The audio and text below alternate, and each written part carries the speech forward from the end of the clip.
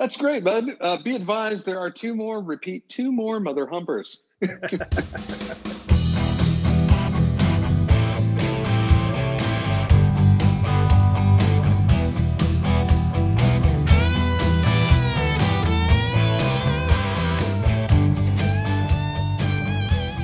Hello and welcome to the 7th episode of Cinema Decon, deconstructing and overthinking the movies of our younger years. My name is Steve, and on this podcast, we will revisit the movies that we keep in the back part of our minds as flawless masterpieces, untouchable by any criticism. And hopefully they stay that way. Join us as we rewatch a randomly selected movie from our list of 300 plus from the 80s, 90s, and 2000s. With me on this journey is my co-host who always knows how to use the right household chemicals in the proper proportions, Aaron. How are you tonight, Aaron? Thanks, Steve.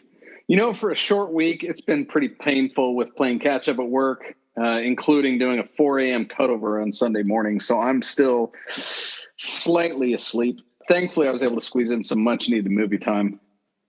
Excellent. Yeah, we took about a 2-week hiatus here with the July 4th holiday and other things going on, but it's good to be back to talking about movies. Absolutely. So what we do here at Cinema Decon is rewatch an old movie with the hopes that they're still as good as we remember them. Then Steve and I meet up to talk about it, point out our high and low parts, and give it a rank and place on our mega list. Before we watch our target movie, we first record our memories and recollections of it. Then we proceed to go and watch the movie. So far, our memories have been both perfect and completely wrong at the same time. This week's episode is brought to you by Walter's Homemade Vault-O-Matic. Handcrafted by the finest materials New Mexico has to offer, the Vault-O-Matic will send you soaring over the competition with grace and style. And be sure to check out our new Pogo version for those interested in breaking records. Walter's Homemade Vault-O-Matic. Just remember, nothing vaults like a waltz.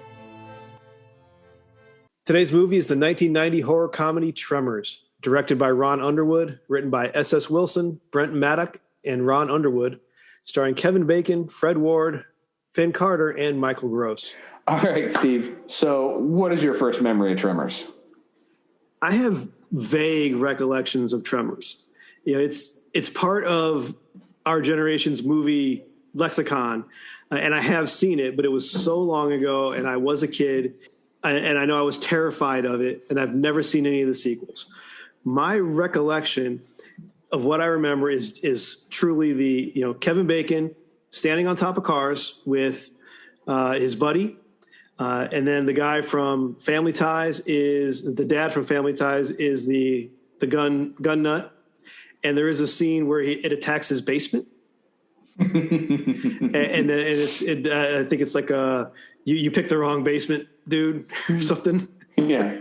Boy, did you pick the wrong basement. And then something with the finale where they're all like trying to walk very slowly on the ground. And that's truly all my recollections of Tremors. I have not seen that since I was single digits. Oh, wow. I was introduced to this movie by a friend that used to live over by my dad's house when I was a kid, probably about 10 or 12. His parents own or ran I want to say it was like a video shop down the corner. It was one of those off-brand video shops, like one-offs. And I remember this was one of his favorite movies at the time. So we'd actually drag a TV up on top of the roof of this video store and watch it on there. So we were like meta in the movie about climbing up on the roof of the building to watch the movie about how they have to climb up on the roofs of buildings to get away from these snakeoids. One of the bigger things I remember Fred Ward in it because I remember him from being in a couple other things. Wait, what did you call the things? Gravoids, gravitoids, something like that. I can't remember what he called them. I didn't know they had names. I thought they were just like underworms or underground worms. Liu Shen from Big Trouble in Little China, the guy that ran the Egg Shen? General store. Egg Shen, thank you. He's in this? Yes, he's the guy that ran the general store. He gave him a name. It was like Gravoid or Graboid or something like that. Huh. Yeah, he is totally in this movie. Along with the little girl is the same girl from Jurassic Park. This is the Unix system girl. Oh, she's God. in this. And then Reba McEntire. So, I got to be wrong on the year then. What year did this come out? So this movie came out in 1990. Oh, okay. So I wasn't single digits then. So because I was 10 and 90, but I say still same thing. Still barely remember seeing this. I do remember having a crush on Finn Carter at the time, who plays the main female lead. She really hasn't been in much else. It's just one of those movies that I could watch just for the. I always loved the back and forth between Kevin Bacon and Fred Ward. Those two worked out very well together. I never saw any of the sequels. I've seen the trailers for them and realized that Kevin Bacon wasn't in any of them, so I just never watched it. This is going to be an interesting one. I can't say if I'm excited or not. I know it's a great movie because I'm told it is. So we'll put that to the test. It's going to be good. Okay, we will now go off and watch Tremors. Yeah, I'm going to be on my roof. Burt, get out of your basement. Take your radio. You and Heather, get up on your roof. We'll talk later, okay? Over. Up on the roof? Val, what are you talking about? Damn it, Burt, just listen to him. Something's wrong. Burt, Jesus Christ! Get up on your roof. The things, they're under the ground. They're bigger than we thought. They're huge. They're coming right after you guys. They're coming right now.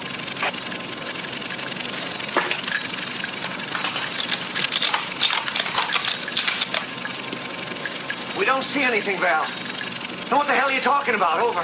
Burt, they're under the ground. They're under the ground. They can dig like a son of a bitch. Big monsters underground. Now get out. Hurry!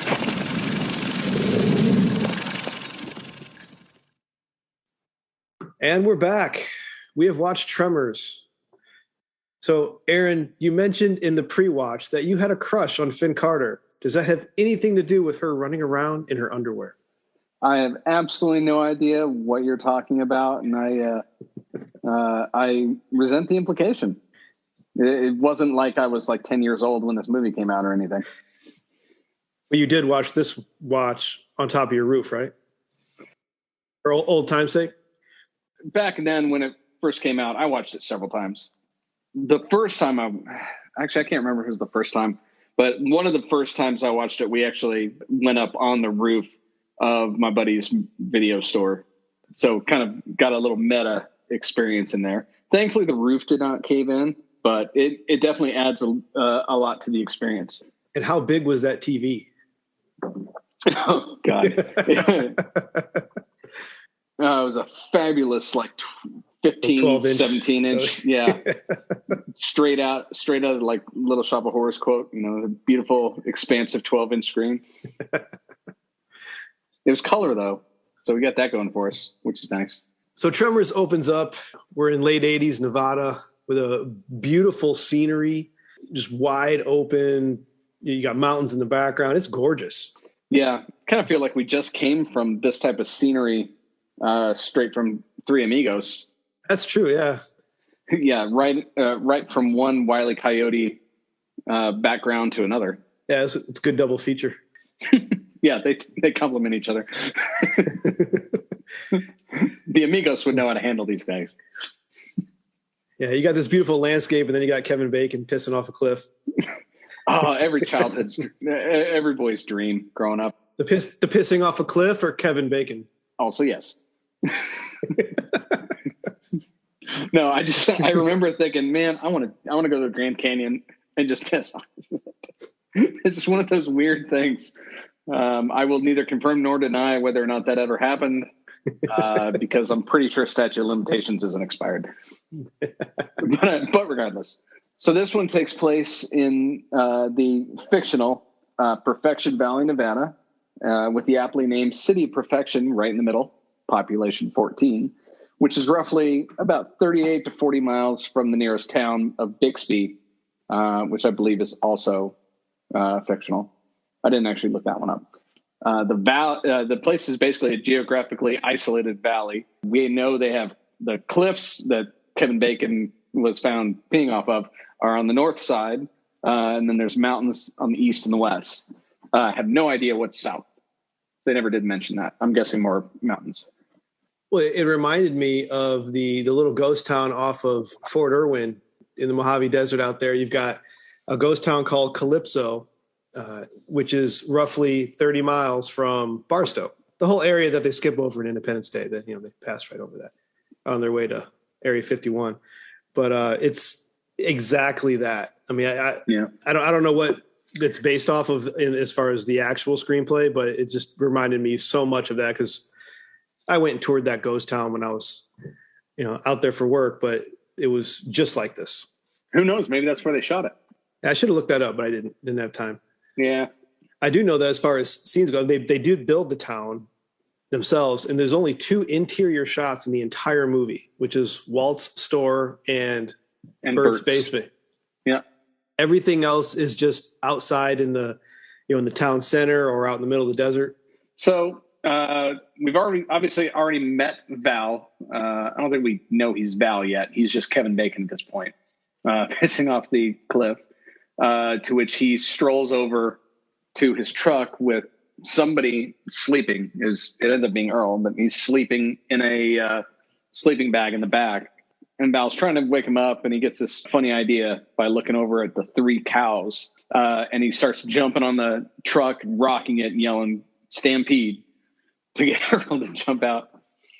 So Earl ended up crawling out and falls on his face, still in the sleeping bag, out the back of the truck.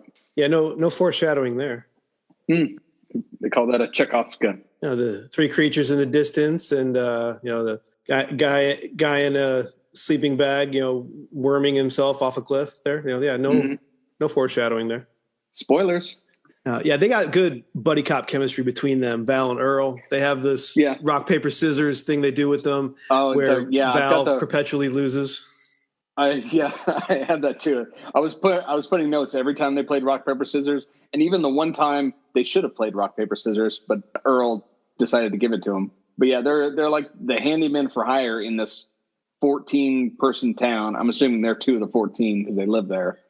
Or they live somewhere. They don't live in the truck because later on they were packing their stuff up into the truck from a trailer. So they do live in the trailer, but that's the only time we see them. We meet pretty much all of the population 14 except for Melvin's parents, who were supposedly out in Vegas. There was like a throwaway trivia there.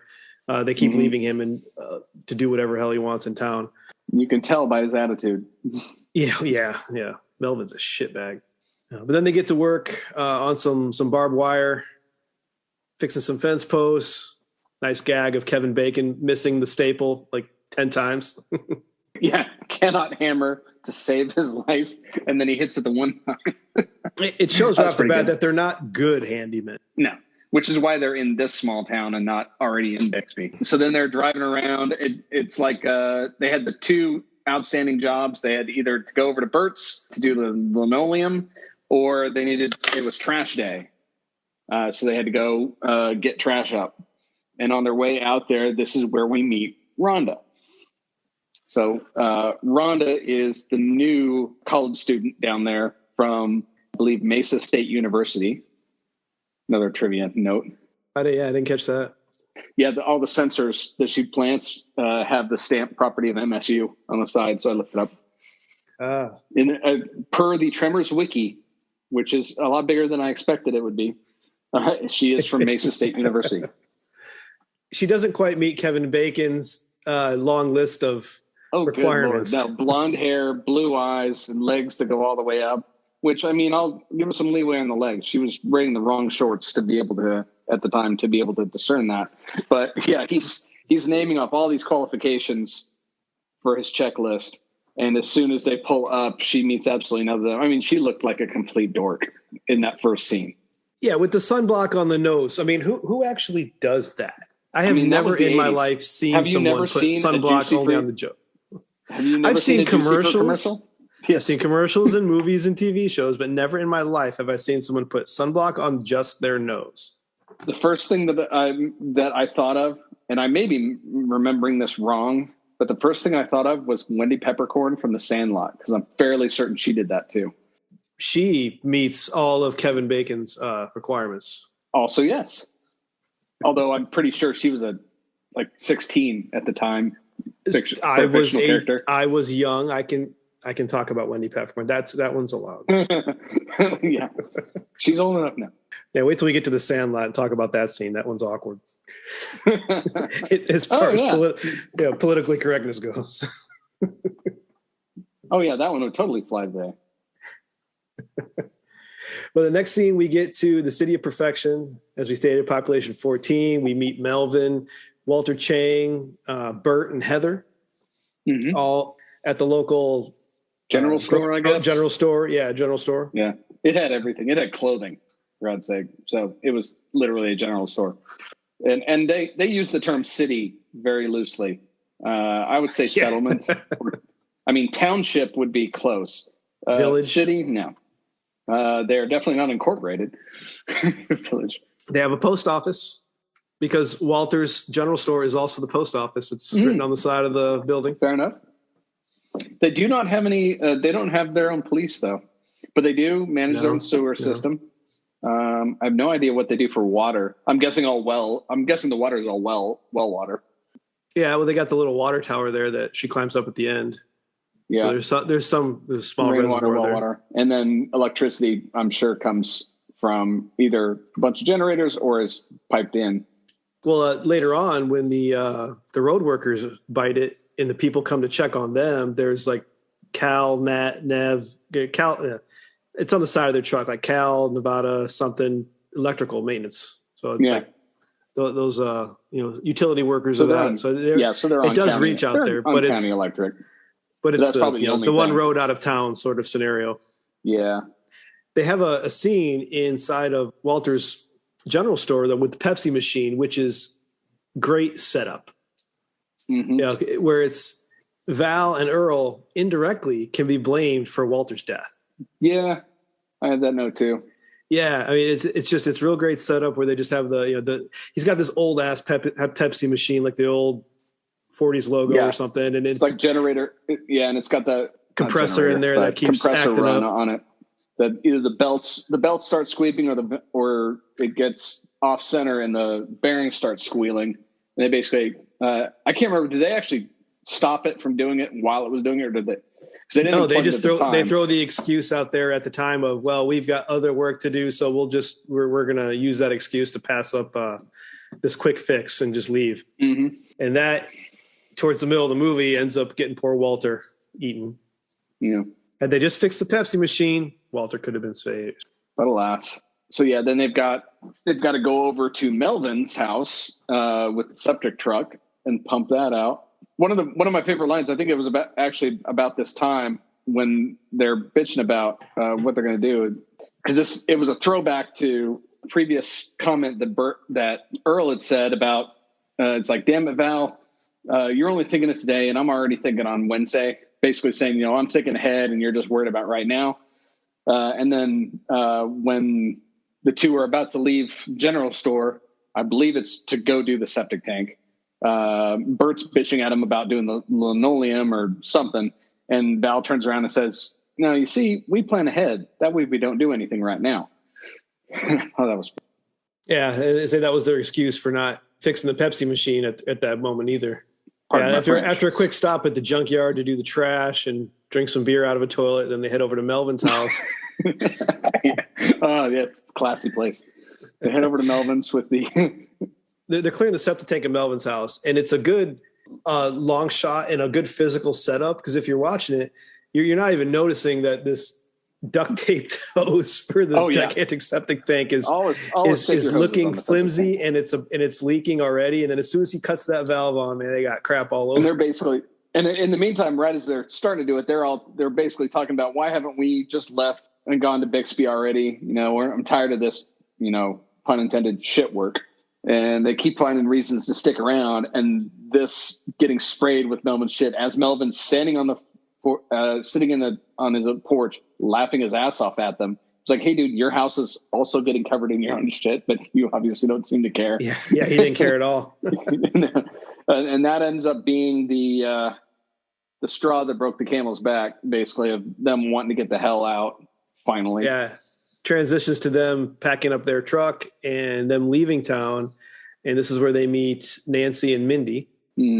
Nancy being, I guess, a single mother. They don't really go into who she is or what she does. She has a home business. That's all we know, because she was trying to rope them into getting a new kiln built. I guess she does like homemade pottery. Oh, yeah. So she's an artist. Yeah, you're right. Yeah. So she was trying to get them to help out building the new kiln.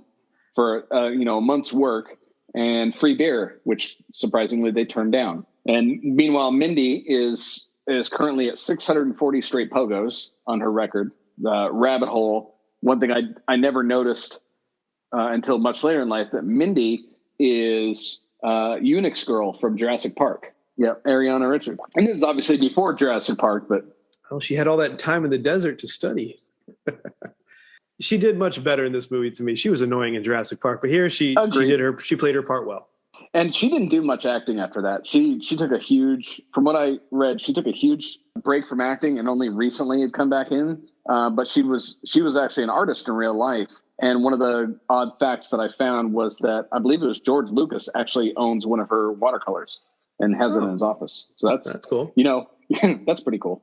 Yeah, the pogo stick is obviously, if you've already seen the movie, that's the whole vibrations. They have a lot of foreshadowing. They throw a lot of those Chekhov gun tropes in here. It's another setup. They do it fairly subtly. Mm-hmm. So it's nice and subtle. I didn't see anything really, even from somebody looking for tropes and shit like that.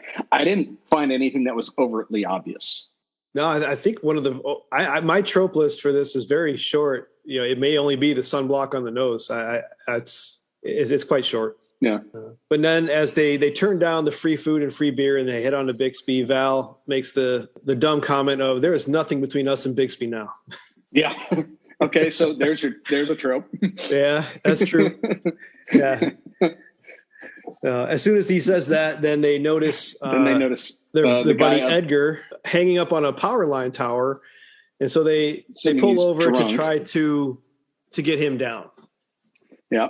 And then for the second time in the movie, it's rock, paper, scissors, which of course Val loses again the first try. They don't even have any ties. What are the odds of losing on the first throw every time? Earl is wiser. Older and wiser. But poor Edgar, once Val gets up there, is dead, clutching a rifle. And then it cuts to the doctor looking him over and covering him up in the back of a truck. But he says he's been up there for 3 to 4 days and died of dehydration. Yeah, up to 3 and 4 days. So then, they're all freaking out because up to this point, we've seen a couple scenes of like the camera, a low slung camera on the ground. Mm-hmm. Especially like when Rhonda was leaving her campsite for the first time, where they first met her. There's a low slung camera that starts, jawsing the point of view shot up to the truck, and you hear the sound of the creature right as she shuts the door. And I guess the whole concept is she didn't hear it because she shut the door and immediately took off and the car was running. But this whole entire movie is basically Jaws in the desert. Yes, absolutely. Which is an interesting take on it. Oh, it's brilliant. But and a lot of the camera work they did with the low slung camera, fake camera going through the actual dirt where it's like splitting, and then all the practical effects of like the humps and the waves in the ground were actually all really cool in my opinion. We haven't gotten there yet, but Walter's death is a direct homage to Jaws. I mean, when Quint is getting, in Jaws' jaws and he's going back and forth, that's exactly what happens to Walter. Yeah. Yeah. So they don't know what's going on right now. They think that Edgar was just drunk and decided to stay up there for a couple days. But the audience is slowly being shown what's going on. And that goes further with the next scene. There's something chasing him. Fred and his sheep, and then also some road workers in roughly the same time frame. Oh yeah. The Fred, the Fred one was pretty cool because again, they don't outright show it to you. They give you off angles to where and they give you subtle clues. Fred's sitting there. He sees the sheep are starting to freak out.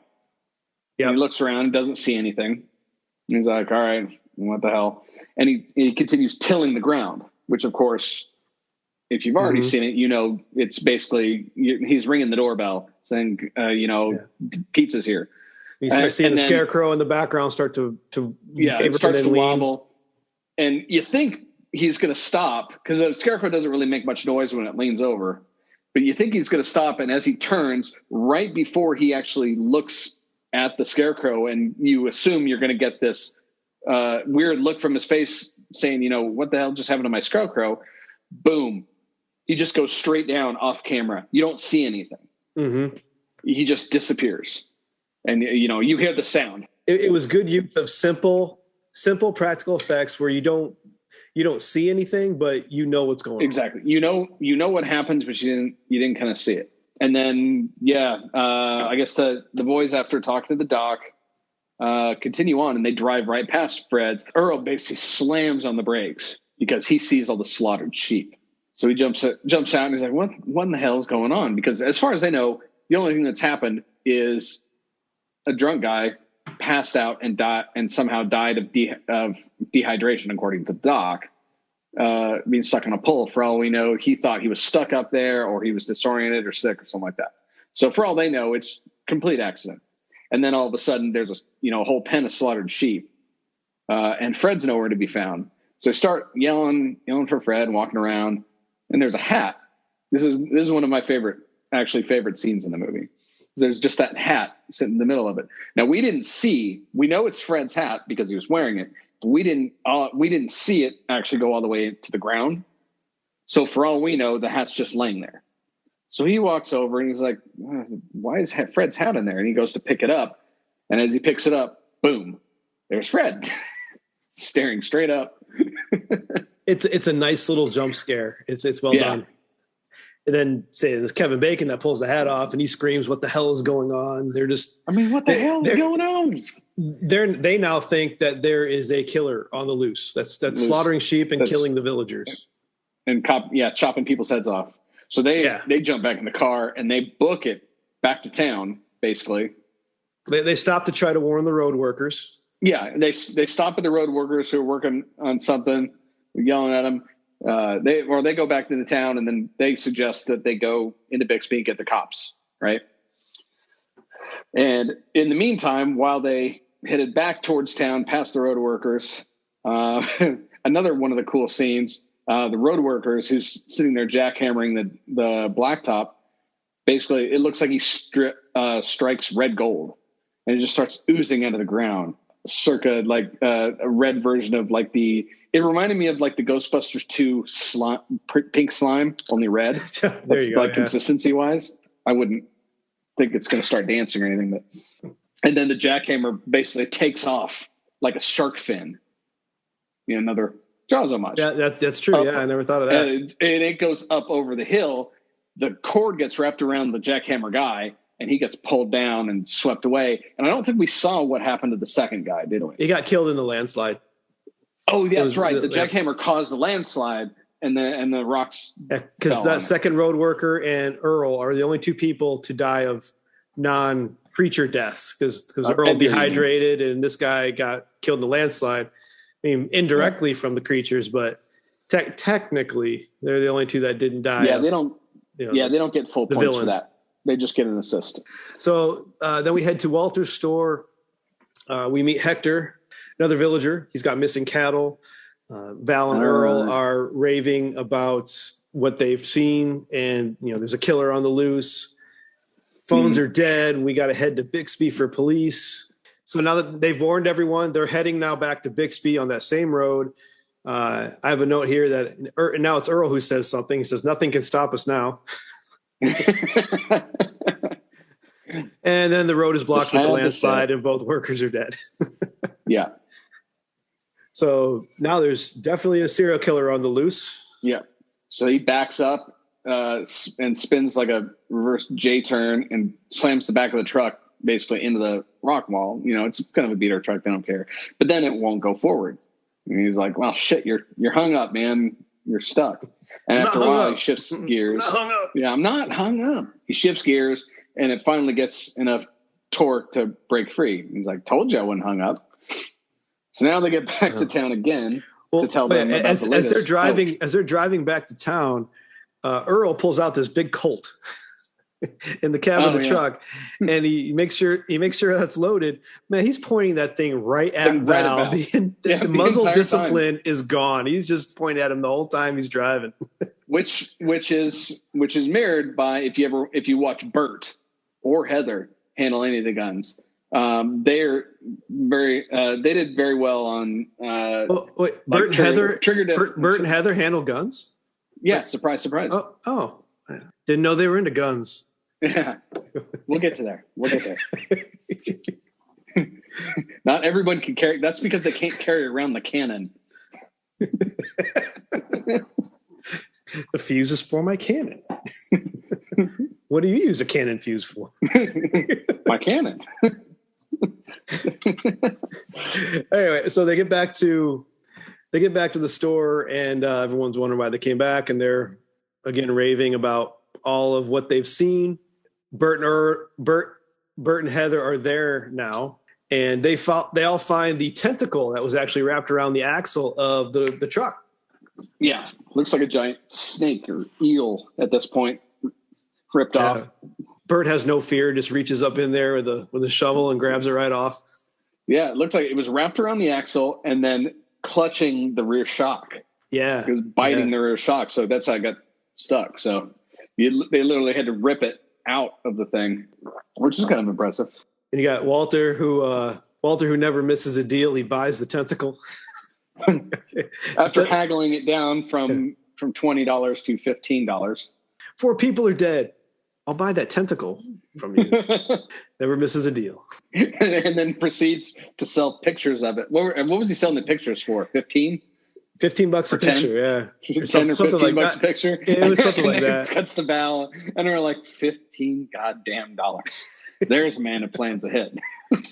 So we do have a quick scene at the site of the doctor's new house where he's building. Yeah, him and his wife, they're just working on their house under the starlight, and their generator dies. So they go walk over to kickstart the generator, and it's gone.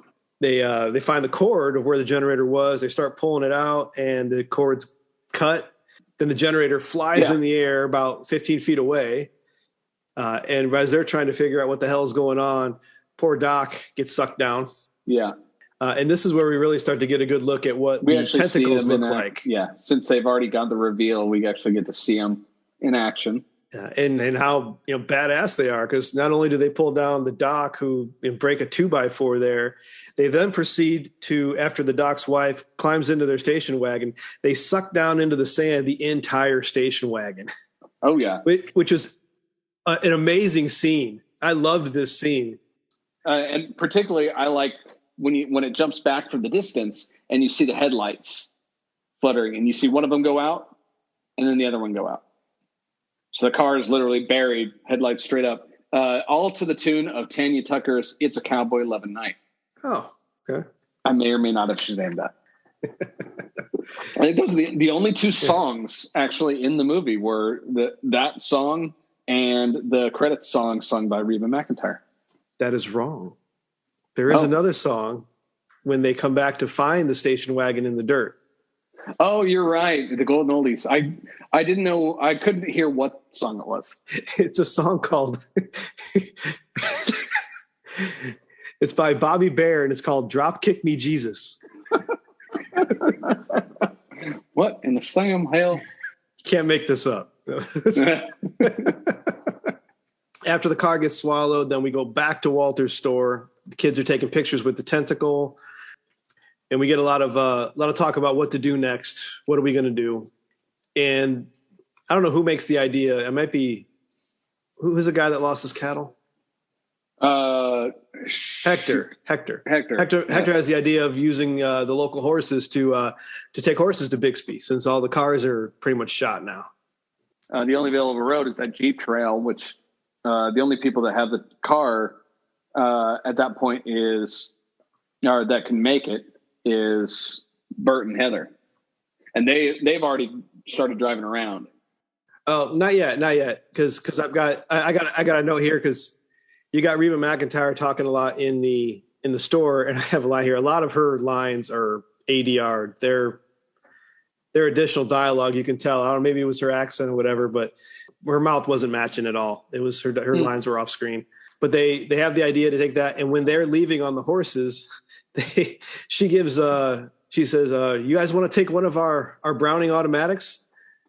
A bar rifle is huge." I mean, that's just her first offer to them. You want this gigantic war weapon? I love that. She ends up giving him a sniper rifle, which is it literally sounds like product placement. Bars are fun to fire. But so now you've got Val and Earl on horses heading out, and they stop at the doctor's place. And this is where they start hearing "Drop Kick Me Jesus" coming from somewhere. Oh, yeah, because as far as they knew, they were just checking to see if they really did leave to go to Bixby, like they said they were going to, because that was the initial plan. They had to go. They had to pick up cinder blocks. Cinder blocks are in. That's right.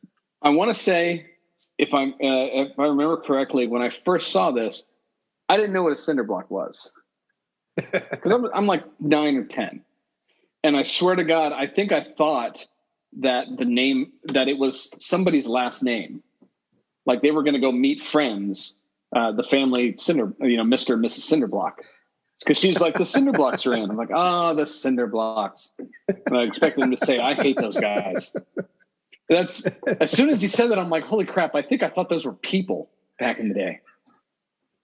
That's fun. But yeah, so they move on, and poor horses. You knew they were gonna. You knew they weren't gonna make it once they even started out into the desert. So they get attacked by the creatures. I'm sure Val said something like, "We're definitely getting there now." That's all I needed. That's all I needed to say. And then the horses all of a sudden get spooked by nothing. Yeah, they can sense something's wrong, and then they get fully attacked by the creature. And has it been named yet? No. All right. So still just the creatures right at this point. And maybe it was the HD viewing, but as the creature's attacking the horse, you can actually see some of the puppet strings pulling back and forth. That was the only time I noticed any sort of puppeteering going on. It was just that one scene where they attacked the horses, but otherwise, no, nothing I noticed.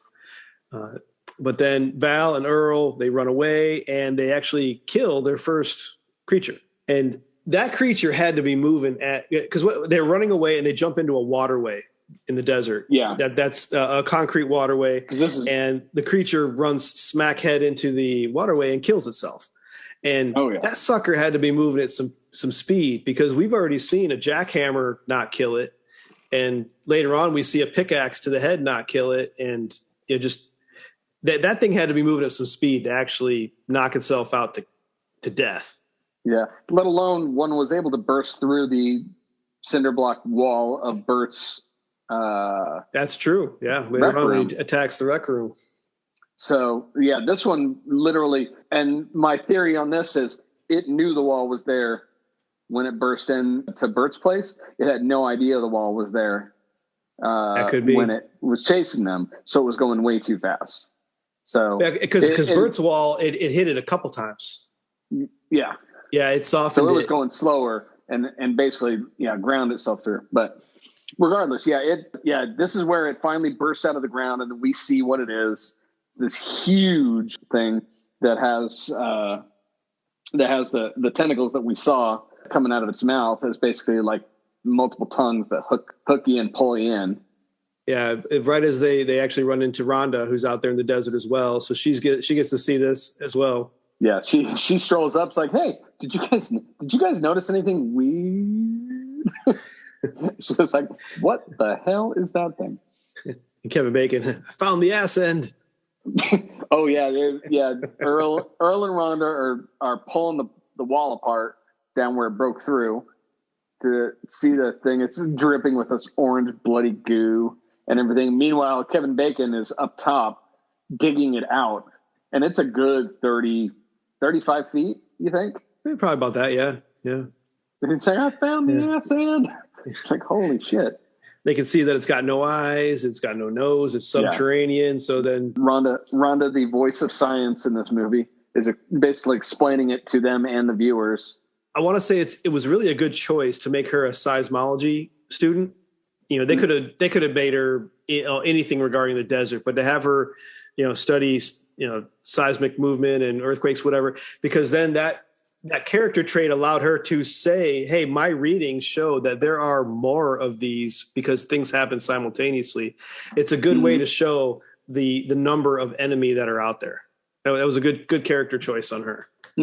Yeah, it definitely lends credence to her scientific knowledge of everything. So they make a run for it, and then they end up on these gigantic rocks out in the desert. Yeah, as they're walking back to her truck, which is the closest thing now the horses are gone. So they book it up to the rocks. And that's when it comes out and jumps after them. Yeah, they're stuck on the rocks for a long time, overnight. And, there's a lot of conversation and there are a lot of speculation. What are they? Where do they come from? What's the purpose? And I have a note here of a great line from Kevin Bacon. It's like, yeah, big surprise for the Russians. Yeah, that dates the movie as far as pre-Berlin Wall falling and everything. Yep. So I want to say it's supposed to be like 88 or 89 in the movie. I think it's 89. Which also explains the survivalist mentality of Burt with the bomb shelter and all the rations and everything. So now they've realized why Edgar was up on the pole and why he died of dehydration for 4 days. Because the thing literally will wait you out. At this point, they have to figure out, they see, her truck's over there. It's a bit of a ways. You kind of notice in the scene, but you're not looking at it, that there are additional rocks and boulders lined up all the way to her car. Mm-hmm. That's not something that's mentioned yet, so you don't even think about it. Val and Earl are arguing about what they're going to do, and Rhonda, of course, is in the background coming up with the absolute idea, and they're just ignoring her. So she's finally, fuck it, I'm going to do it myself. Goes down there and grabs 3 of Walt's homemade Vaultomatics. She's like, you guys ever knew how to pole vault? And just goes. Why were those poles there?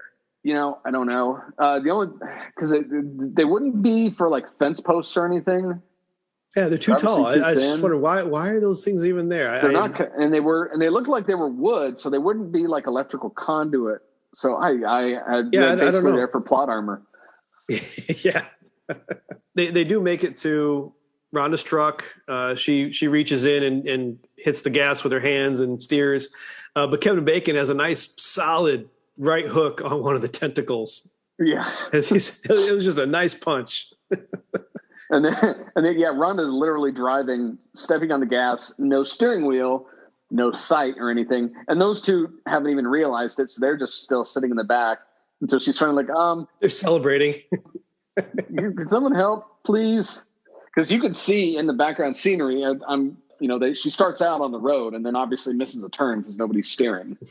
I'm like, Jesus, man. But they do make it back to Walter's store. Now we've got pretty much everybody in the store. Everyone's kind of freaking out. Walter's talking about naming things. Yeah, him and Melvin are discussing the correct naming convention. And this is where Kevin Bacon has a flip out moment of, they're coming right for us.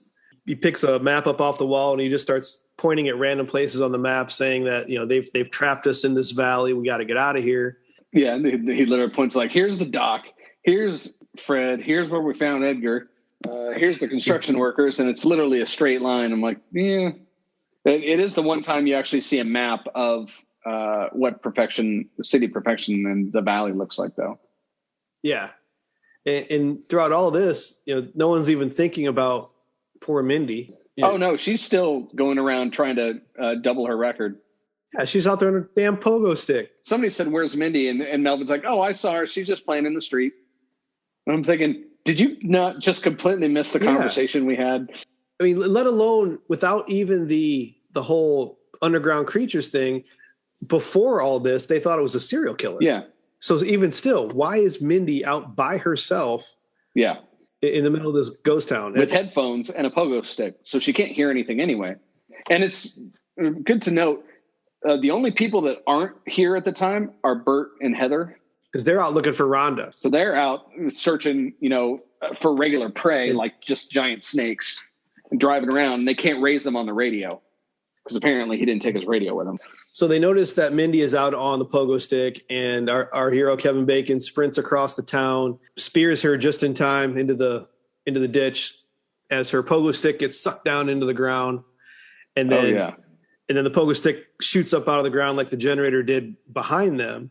And then while that's happening, Rhonda is outside, and there's another creature that starts to attack her, and she gets caught up in some more barbed wire.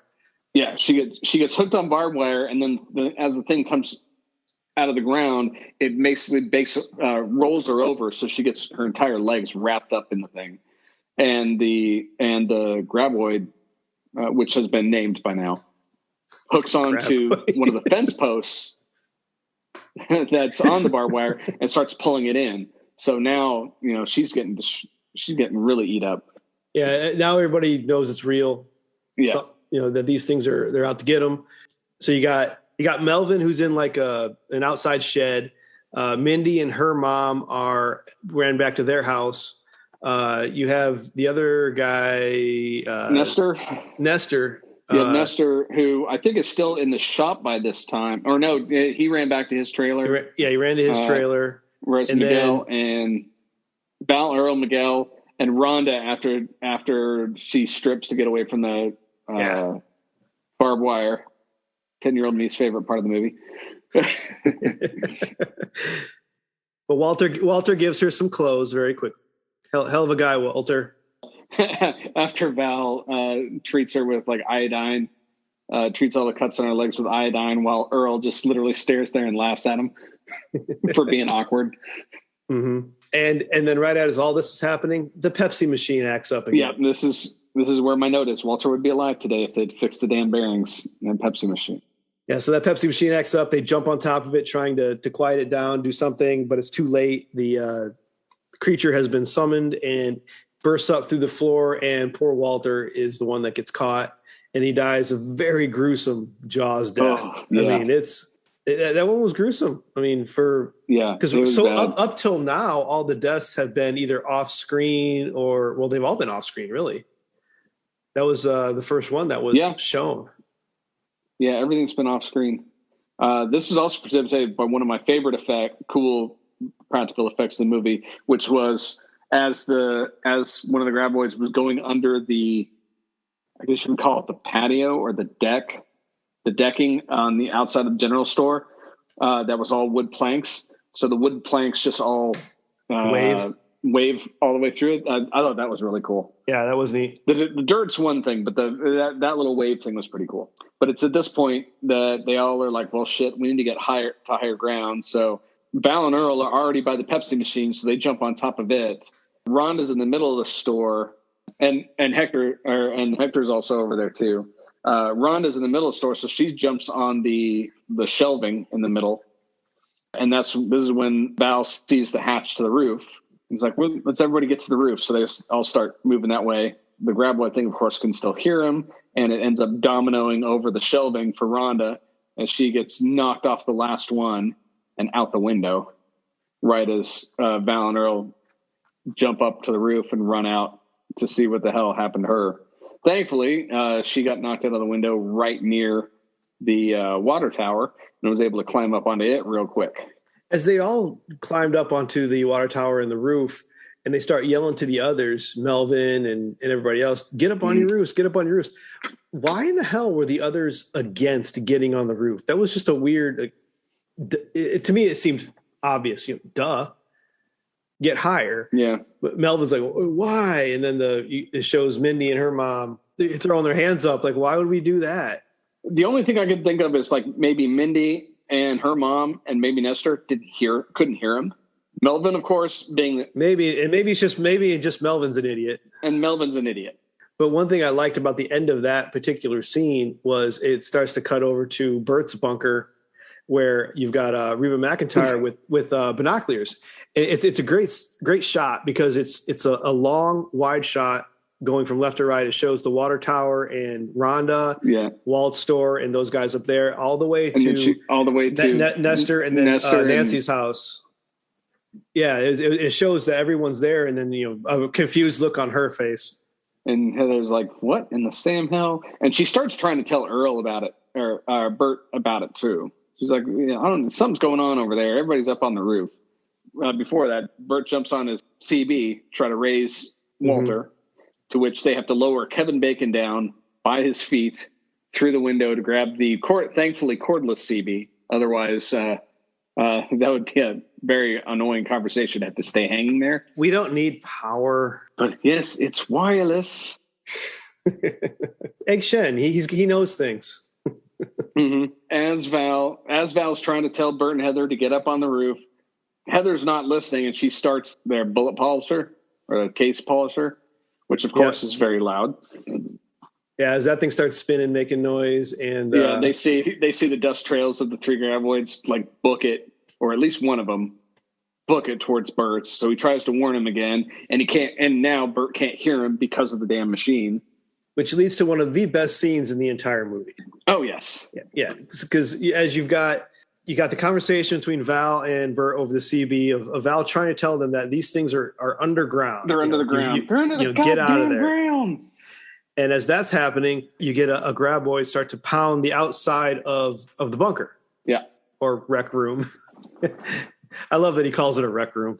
And to think this movie would have ended a lot differently if the graboid had hit the opposite wall. Yeah, that's true. That's where all the guns were. It just so happened to hit the one wall that didn't have any of their necessary guns on them. As soon as that graboid breaks through the wall, you've got this camera pan to the left, and it's just gigantic wall of every firearm you could think of that's handheld. I'm surprised there wasn't a bow and arrow. I'll bet if we go back and screenshot it, or I'll bet you there'll be a hunting bow in there somewhere. I'm sure somewhere in the Tremors fandom wikis that there's a list of every firearm that's up there. Like an inventory. Yeah. But you can see the old M16 that Reba uses for a while, and they got Uzis, and they got Uzis. She's firing a bunch of handguns. She fires a flare gun straight into the dude's mouth. And then the flare gun throws it off, and then Burt is able to finish it off into the elephant gun. 2 shots with an elephant gun. Broke into the wrong goddamn rec room, didn't you son of a bitch?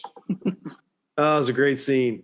And the rest of the people think that they've died because... Yeah. All they heard was on the radio, Jesus Christ. And then it cuts off. And then a few seconds later, just gunshots.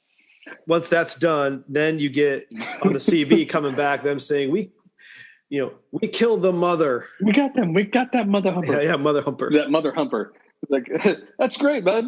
Be advised, there are 2 more mother humpers. They took out the word fucker throughout the movie. Yeah. They had it in there. They wanted a lower rating, so you hear sucker, you hear mother humper, you hear just that's one big mother. So back to the town center. There's a bit of a lull, but then the graboids start to test the building foundations because everyone's quiet now. They don't know where they're at. They know they're there, but they can't figure it out. They can hear them through the buildings, but they can't figure out where they are, kind of things. Because there's because they're obviously going to be muffled and they're not where they should be, so they're trying to figure it out. So they start, trying to mess with the buildings, and they get to the weakest of all of them, which is the trailer, and poor Nestor, we hardly knew you. He gets knocked off the top of his trailer and goes to the highest ground he can find. Highest ground he can find, which is a tractor tire, which doesn't last long. He literally gets sucked straight through it, which is also a cool indirect death scene. It's actually the last death scene. Nestor is the last one that dies. It's a very good point. I mean, not to spoil the rest of the movie for all of our, intrigued listeners. Yeah. There's a lot of tension that you hear there because you don't know that going in, but that's actually the last death. And the only one we saw on screen was Walter. So now they need to, they tell Burt and Heather that they need their vehicle, that their vehicle is the only one that can get out because Val and Earl's Jeep has no more tires. The tires got popped and the horses are gone. And the horses are gone. So as they're trying to tell them about this, and as the buildings are starting to collapse, the graboids decommission Burt and Heather's vehicle as well, their GMC. Mm-hmm. So now they need a new plan. And it's actually a pretty good plan they come up with. The tractor that they used for the garbage earlier in the movie, so again, another good setup again, that is available, and also an old semi-trailer. Large half cut-off semi. Pretty perfect right next to each other. Yeah. But the only problem is they're a good 50, 60 yards from the general store. That's one hell of a hike. Yeah. So Melvin, again, with a good idea. Not Melvin. Melvin or not Melvin? Melvin does not have any good ideas. Hector. That's right. Hector. Yeah. Hector says, let's get the lawnmower, put it in drive and let it go. And this is the only time I saw a basic movie mistake in here. was when they lower him down onto the tractor, which is basically sitting right next to the general store. He ties it off, starts it up, and puts it into gear, basically so it's going to run straight. And that's the only thing that I saw was in the first shot of it running straight, it's headed straight for Nancy's fence. Yeah. It's going to hit that fence. In the next shot, it's turned and it's going down the street. That's true. It eventually, so they do that, and it's right before he sets it off, of course, is another rock, paper, scissors moment. But this time, the winner wants to be the one to go instead of wants to be the one not to go. So, of course, again, Val loses because he never wins at rock, paper, scissors. But he double crosses Earl by elbowing him in the gut right before he jumps off the friggin' building. Good point of realism, though, that he didn't just jump down and run off like a hero. No, he jumps and he hits hard. He jumped, hit the like the awning.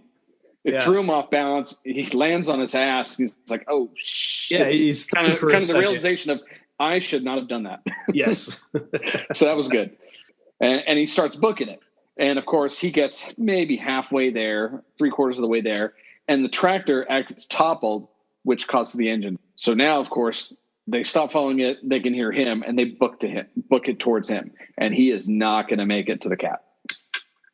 So the other townsfolk, they try to start making noise, and it's Rhonda who saves him this time by kicking the pipe out at the water tower, and the falling water on the ground then pulls the graboids away from Val. And I mean, she saved him before that. She yelled at him to just stop.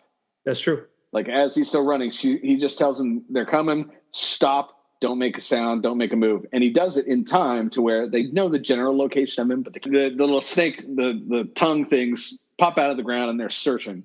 That's a good scene with him on one foot. Yeah, the nice little dance with the 1 foot as he picks it up, and as soon as he sets it down, he has to pick it up again because the thing swings right back. So like that was kind of cool. So he does finally make it to the bulldozer, and it's a good thing that anyone can start that bulldozer. You don't need keys or anything. So, oh yeah, starts right up. But now they've got a plan in motion, and they get all the townsfolk on it, and the scene cuts to them pulling up to Burt and Heather's house, where they are quite busy making pipe bombs, as anyone is going to do. Cutting off the pipes, cutting off the exhaust pipes on his roof, and filling them with a few household chemicals filled to the proper proportion. It's damn brilliant. I mean, it fits very well with this character. He's a survivalist. I love Burt. He's great. Yeah. They convince them to join them, and they're now off. They're heading very slowly up the mountain trail, trying to get to the rocky portion. I particularly liked as they're trying to yell at Burt and Heather to get the hell in there. They start trucking out, and the things. Obviously, you see a couple scenes of them trying to take the thing down, and then the biggest gotcha they can do is they can't stop.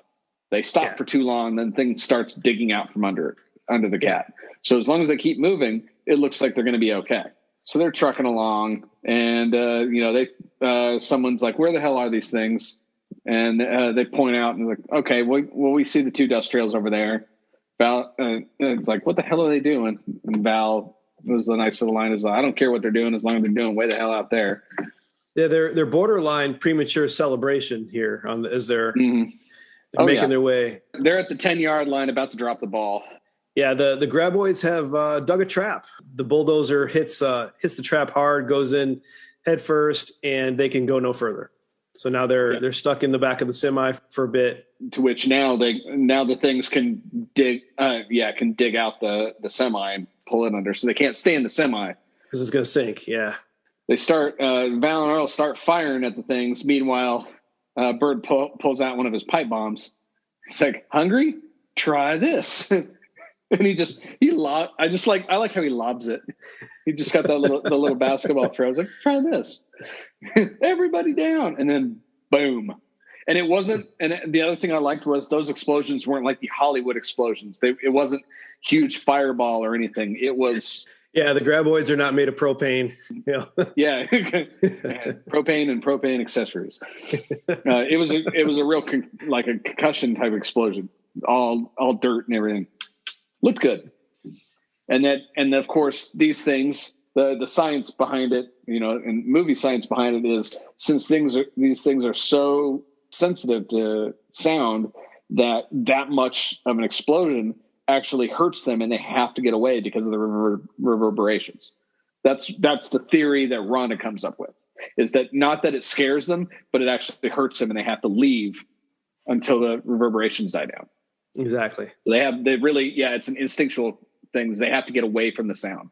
So they decide, okay, well, this is how we're going to get off this thing, is we're going to bomb in the direction we want to run to get those things, get the hell away from where we want to run. Which is a great idea. I mean, it's playing on that theory well. Yes, scientifically sound. If that's the theory. And they obviously throw another one, make sure the things do get away, and then they start running. So they make it to the rocks, similar to when there was out in the middle of the desert with the pole vault stick. Now they have to decide what to do. There's a lot of conversation about what their next steps are. Burt and Heather are kind of pissed that they left the house because they had food, water. There's a good adult fight of egos. Who put who in charge, and there's just a lot of chest thumping as far as your bad decisions, etc. A lot of adrenaline flowing. They just all need to cool down.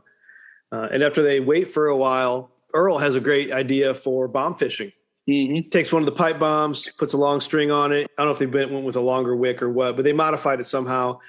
Yeah, he stuck a longer wick. But they threw some rocks to get the tentacles going, and then they tossed the bomb into where the tentacles were, got them to bite, and then boom, they kill one creature and guts fly everywhere. Splats. Oh, orange blood, guts everywhere. I almost got sick the first time I saw that. Yeah, that was a good scene. Oh God. So Val thinks, well, I can do that. Yeah, he's not going to be outdone by Earl's lasso thing.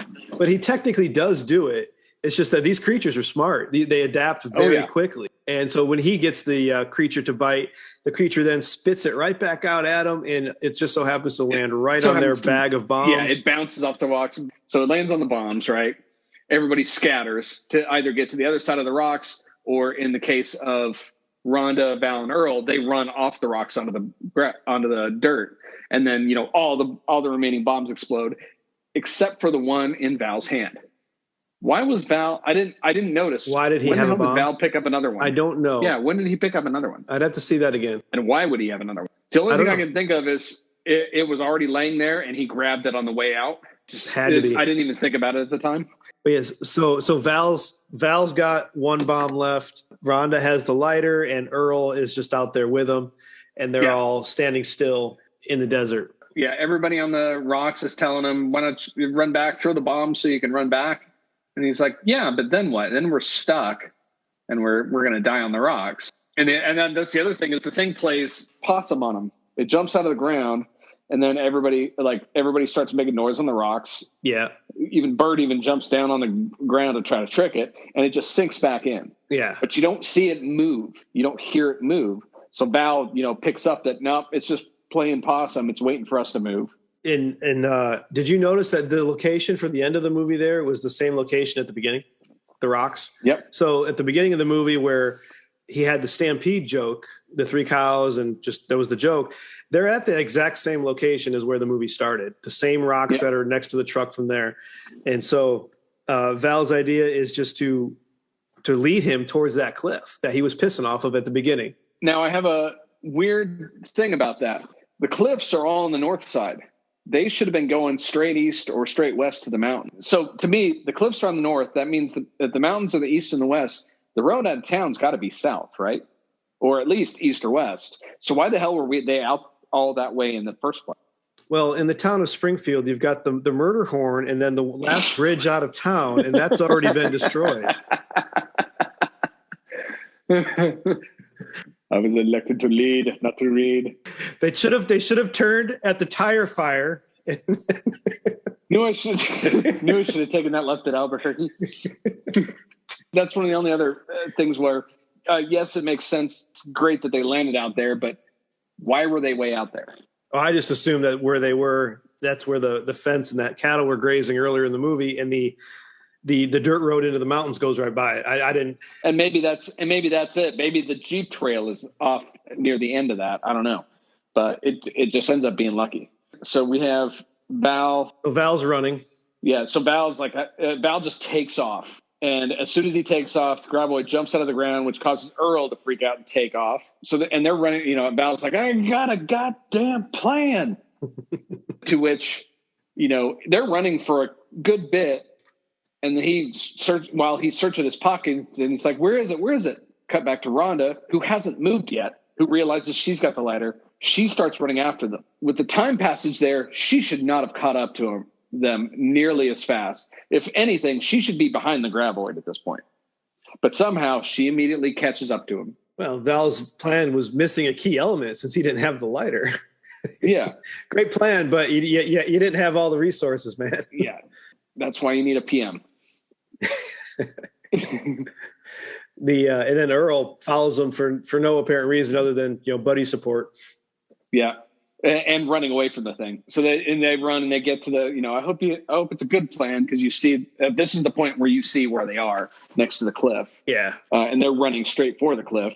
So they all stop at the cliff, and Earl, I guess, thinks he's going to throw the bomb to mislead it so they can run back to the rocks. But Val's got a different thing in mind. He's twisting the wick to snap it really short, and then tells Rhonda to wait basically as long as they can before lighting it. And of course, he throws it right. He times the throw pretty good. He throws it so it hits the ground right as the thing passes on a really short fuse, which guarantees that it's going to go off behind him, which is what Val wanted it to do. Earl didn't know that. Earl was like, God damn it, you threw it behind him. But it scares the graboid just enough to send him barreling straight toward Val and towards the plateau, and he heads straight down and splatters on the rocks below. Oh, and that was nasty too. Can you fly, sucker? Can you fly, sucker? Can you fly? So everybody's saved. We go to the town center again, wrap up. Everybody's safe and happy and clean, fixing their truck, getting new tires on the truck. Yeah. And we get a nice scene of Kevin Bacon being super awkward. Yeah. With the girl. As Rhonda takes those two's picture, and then she starts walking towards him as he's standing near the driver's door of his truck. He surreptitiously reaches into the I forgot the name of the thing. The sun visor. So he surreptitiously reaches into the visor and pulls all of the blonde haired, blue eyed, girly pictures. I say girly pictures. The pictures of girls that he dated that all fit his list. He immediately pulls all those down, while Earl fakes going to work on the engine. In the meantime, just laughing at him under his breath, or just basically face palming of Val being so damn awkward. But then Val goes after her, and they have a kiss as the credits roll. Hold on, I'm working up to it. I don't know what a girl like that wants with a guy like me. She's going for a goddamn PhD. And thus, the credits roll to the sound of Reba McEntire. So my thoughts on this movie is this was a great movie. It is wonderfully written, a tight screenplay, because it feels like no scene is wasted. Everything that you see as an action point later on has been set up by something earlier in the movie. Every scene means something. Yeah. And also, I love that no one dies past the midpoint of the movie. After Nestor, kind of a Doctor Who moment of, just this once, everybody lives. So at the end of the tail end, you've got our heroes who both live. You've got the kids who both live. You've got the cannon fodder of the random people like Nancy and Hector. They both live. And, they didn't go for the emotional kill. Like, let's kill off one of the kids. Yeah. They didn't do it. There's no heroic sacrifice where one of the heroes dies. That would have been horrible. This movie is better for it. But there were a total of at least 9 deaths in this movie, if I'm counting right. So you got Edgar, Fred, the Doc and his wife, the 2 construction workers, and then the 2 road workers that went to get them. If there's 2 of them, there was 2 helmets. 2 of them. I only remember seeing. Oh, there was 2 helmets. 2 helmets. Okay, so that puts it at 10. Then Walter and Nestor. So 10. I mean, it's kind of a higher body count. It is high for something that's not really a horror movie. Yeah, especially since no one dies in the end. It's definitely a thrilling drama. I definitely wouldn't consider it a horror movie. But I'll agree with you on their use of the foreshadowing, but subtle foreshadowing to where when they're able to reuse things, it's kind of, you get that moment of, oh yeah, I remember they had that kind of thing. So it wasn't anything hanging off the lampshade or anything. It was actually something that was used prior, but not in an overly obvious way. Yeah. I did notice that Burt is an Atlanta Hawks fan for the hat that he's wearing the entire time. I'd say maybe they're from Atlanta, but Reba obviously has an accent. He doesn't. There's a big backstory written. Now, to me, Michael Gross to me is he's always been the dad from Family Ties. Yeah.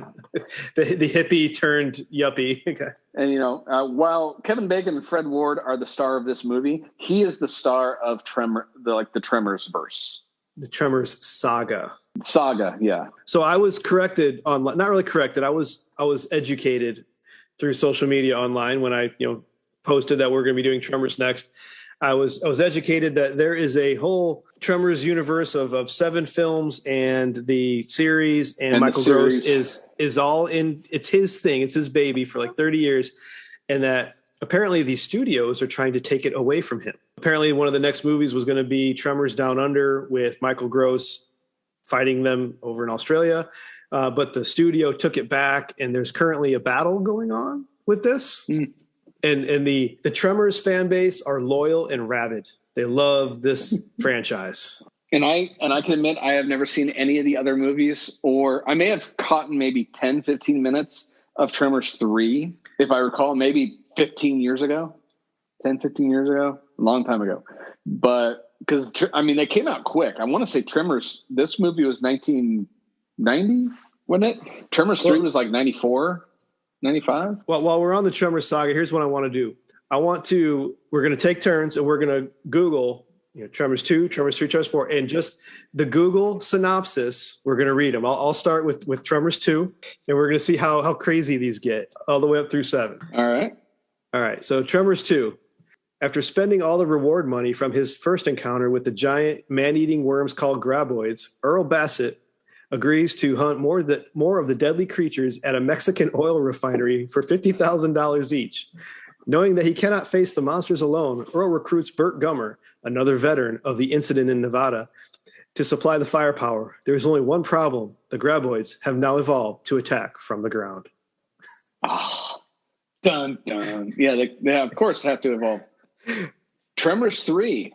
Legendary monster killer Burt Gummer has returned to Perfection, Nevada, scene of the original attacks by the worm creatures with razor teeth known as graboids.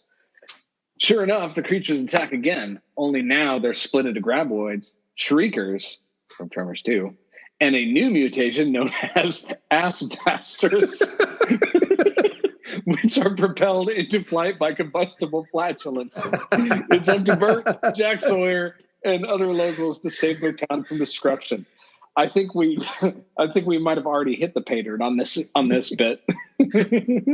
Oh no! Oh no! Wait for it. Tremors 4. The legend begins. Prime East Coast dandy Hiram Gummer, played by Michael Gross, arrives in the town of Rejection, Nevada, to investigate a series of strange deaths at the silver mine he owns. He receives help from local innkeeper Christine Lord and miner Juan Padilla.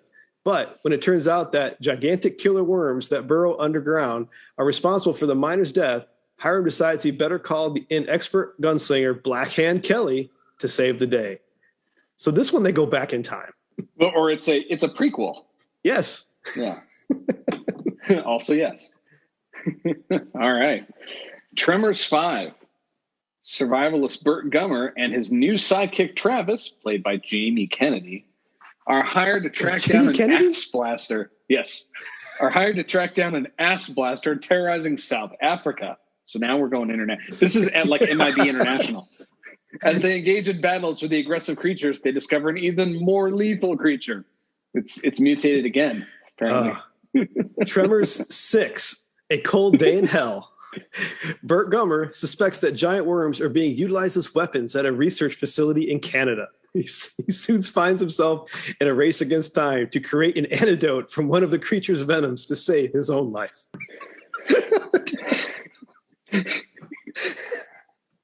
Tremors 7, Shrieker Island. Burt Gummer must save the day when a wealthy playboy unleashes a giant carnivorous worm and other monsters onto a tropical island. That's all I got. Tremors in Paradise. Tremors 2. Worms in Paradise. We won't go into the series, but yeah, so that's where all the movies are. Yeah. Oh, sweet Lord. Well, on the upside, Michael Gross had a prolific film career in there. When did 7 come out? Tremors 7 was 2020. Oh, no shit. Yes. Let's see what the time frames on here. So 1990 to 20, that's 30 years. That's 7 movies in 30 years. It's actually not bad. Yeah, that's and then great. the Tremors TV show was 2018. Okay. So yeah, we had 1990,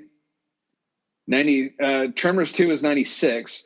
I was wrong. Tremors 3 is 2001. So it was a while before Tremors 2. And then Tremors 3, 2001. And they found their audience and they rolled Tremors with it. 4. Tremors 4, 2004. They're all the additional ones are straight to video, but. And these movie posters are phenomenal for all of them. These are great.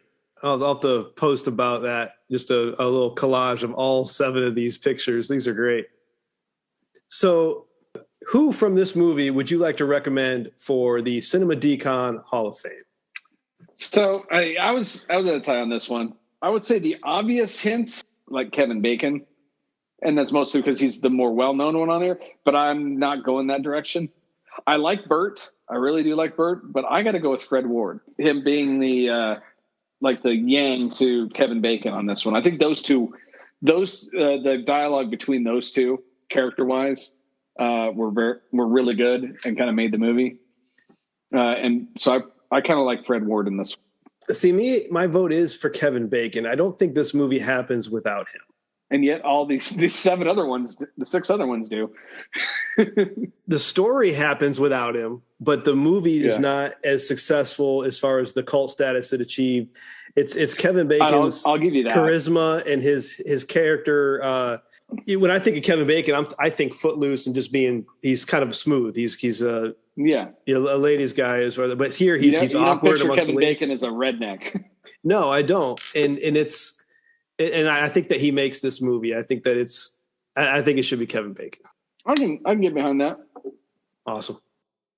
Congratulations to Kevin Bacon as the newest inductee to the Cinema Decon Hall of Fame. So we now have 6 degrees of Cinema Decon. It's true. So if you were to look at this movie from a different perspective, what would be your take on that?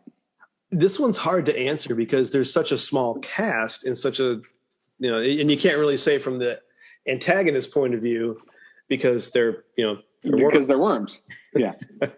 Yeah. You'd have to go with someone who survived the movie. So, and obviously the series goes with Burt from here on, but I'd like to go with Melvin. Yeah. Because Melvin has issues. He's a kid. His parents, according to lore, are out in Vegas, and they always leave him alone in this middle of nowhere.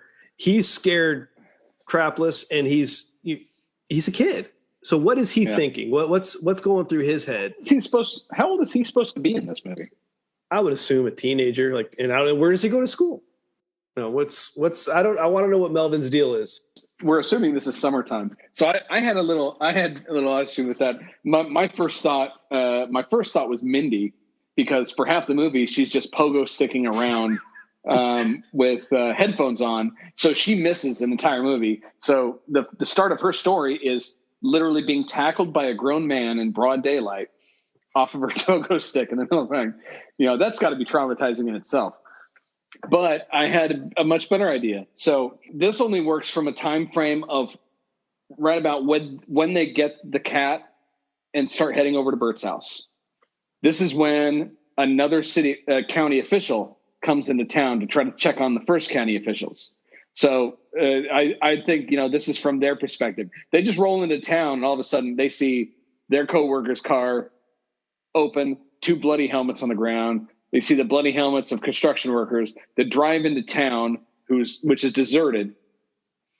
That would be a great Tremors apart. One take on the Blu-ray. Just like the follow-up workers, like what the hell is going on here?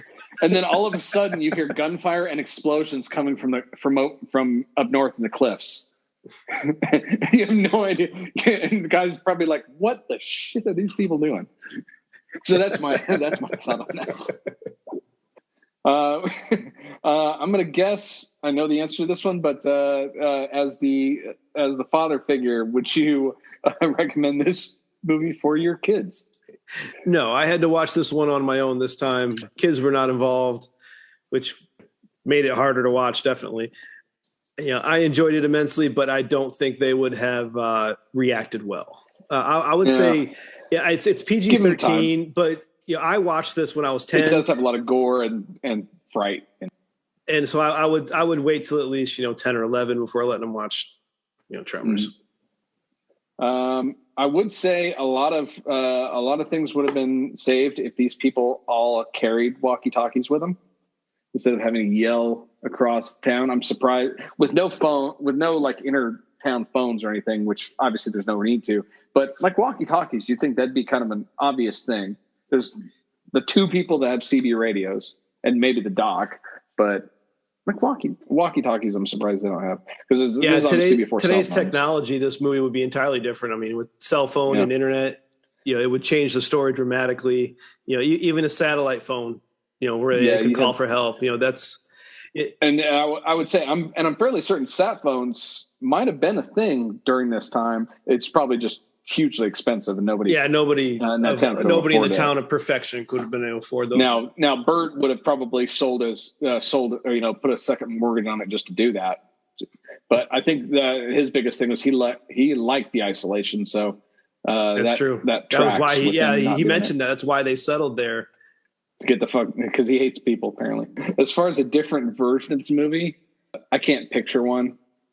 I mean, I'd love to see Tremors the musical, but I just don't know how that's going to work. Those little grad boys.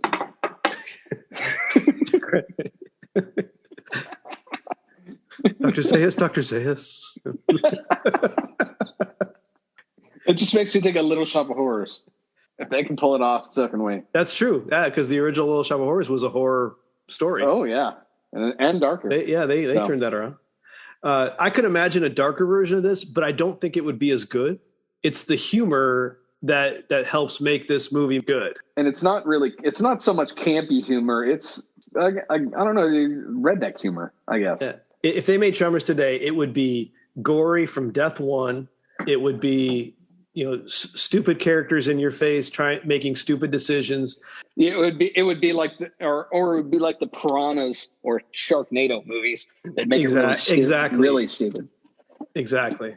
Yeah, it's the lighter humor and character interactions that is what make this movie the cult classic it is. Agreed. Now is the time on our show where we rank the movie based on our fan review while also adding in the IMDb rating. This is a 10-point scale, and the average we'll put the movie in our mega list. So, Aaron, what do you rank Tremors? I'm going to have to give this one a solid 7. I really like this movie. It's one of my favorite ones as a kid. It's just, I don't know. It's one of those ones I've seen so many times. I guess I don't rate it as one of the great movies anymore, like I used to, because there have been so many like really good movies since then. But I definitely give it like a solid 7. Okay, so I went much higher with Tremors. I really enjoyed this movie. It was really written well. I loved that. Nothing was wasted, and I am giving this an 8.25. Ooh, all right. If we tack on the wonderful IMDb rating, which agrees more with me than with Steve, at a 7.1, what do we get when we combine? So by our scores combined, it comes up with a 7.45. Which puts this number 3 on our list, below Independence Day and slightly above Wet Hot American Summer. Yeah, I can deal with that. Yeah, I think that works out well. All right, and now it's time to spin that wheel. Okay, ready? 3, 2, 1. Big money. 308. 308. See, we're sticking in the 300s. Have you noticed that? Yeah, that's okay. Hackers wasn't. I'm just saying. 308 is Tin Cup, the 1996 Kevin Costner golf movie. Okay. Haven't seen that in a long time. Oh, yeah. I've not seen that in quite a while. Yeah. A little less enthused, but it was a good movie enough to make our list? Yeah. Pre-watch discussion from me is going to be real short on this because I literally only remember one thing from that movie. Well, no, two things from that movie. Everybody remembers the same thing from that movie. Do they remember the same two things from that movie? That's a good point. So, Steve, this is about the time we talk about a new show or any other shows or movies that we're watching currently that I'd like to give some props out to. Is there anything that you're watching right now that you'd recommend to our listeners?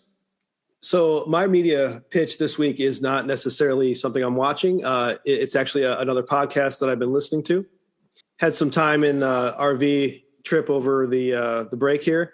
I found a podcast called First Contact, a Star Trek The Next Generation intro cast from the people at the Spoilist.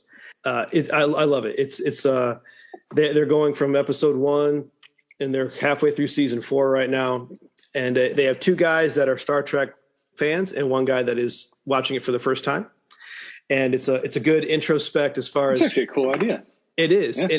And I kind of want to steal the idea. I'm going to do that for Doctor Who. I want to find some the right people and maybe do that for Doctor Who or Quantum Leap, Columbo. Yes. There's a couple that I'd love to do that for, especially for shows that started out struggling and got good.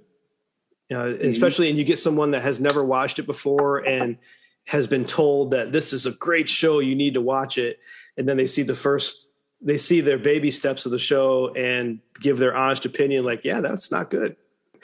Whereas the fans are kind of in the wings going, oh, just wait. But I've actually been talking to them. They're fellow podcasters, and I've been chatting with them a bit just about podcasting in general.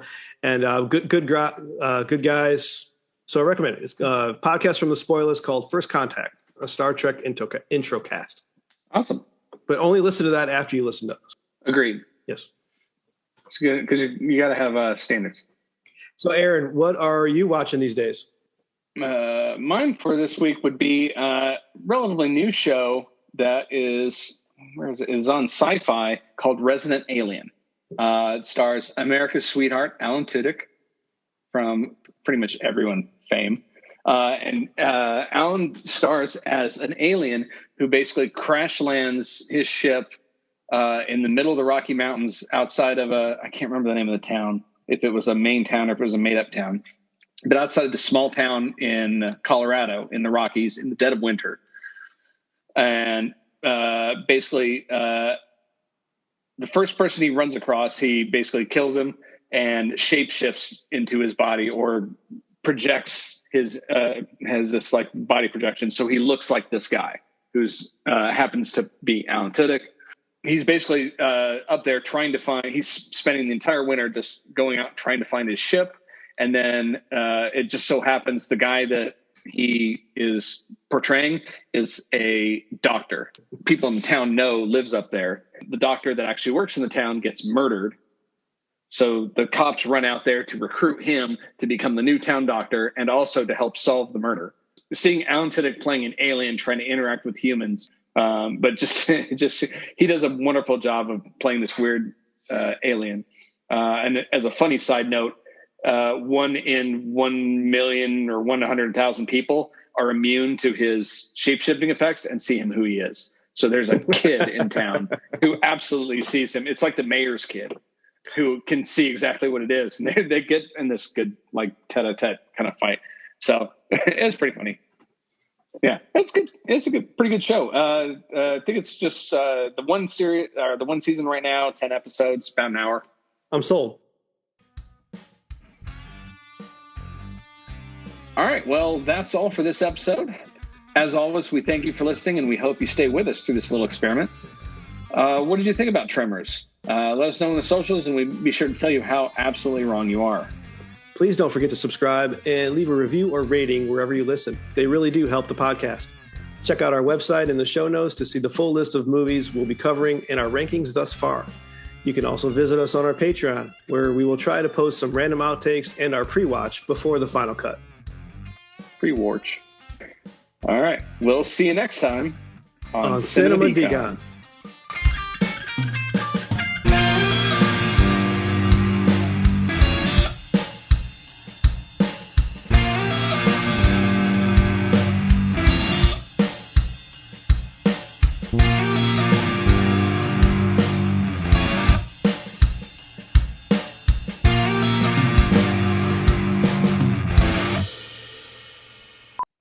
Take 3 or 4 or 5.